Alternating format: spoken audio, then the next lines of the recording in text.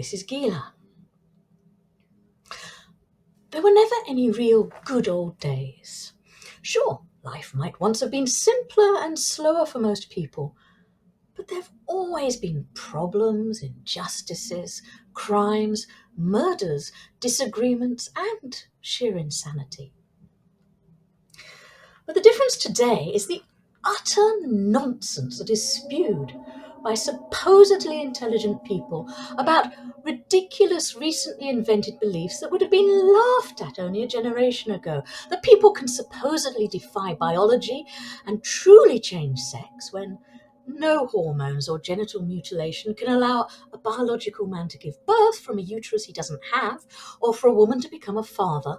That a truly sick ideology regarding the treatment of non-adherence supposedly gets a free pass regarding the horrors clearly caused by it, that a legitimate country which was originally established as the homeland for its real indigenous people 3,500 years ago, before just about every other nation state in the world, has supposedly illegally replaced a supposed country and people that never actually existed in the first place, and who simply want to commit genocide against its rightful inhabitants.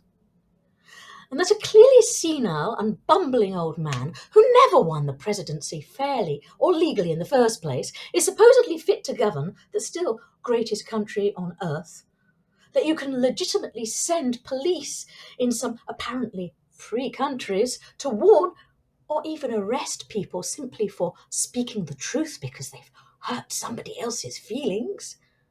And I could go on and on.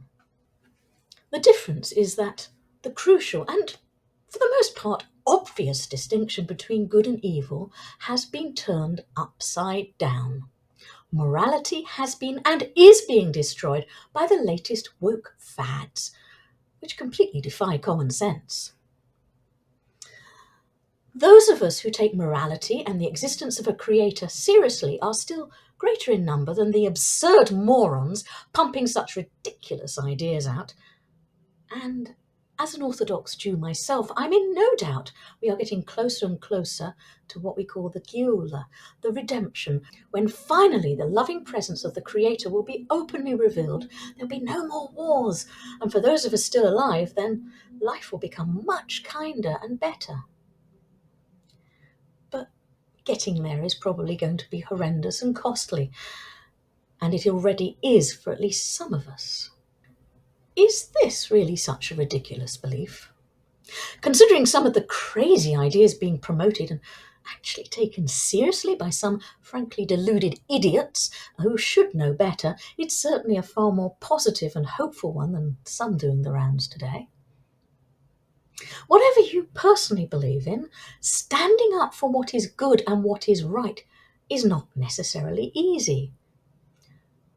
It can be quite costly, personally. But it is, I believe, essential for all decent-minded people, or at least decent enough. I mean, none of us is perfect, and we all know that. We all get things wrong. We all can be mean. We can all make mistakes, but we can all turn around and say, I want to do better next time. That's our choice. We have a choice about how we react to what has happened to us. Those seeking to destroy morality can't arrest, imprison, or murder all of us. Don't you think it's way past time that we reclaim the right to name evil for what it actually is and promote goodness, kindness, and morality as something worthy and worth protecting, no matter what, for our children and our grandchildren, for our planet, and ultimately for our own peace of mind? Thank you so much for listening.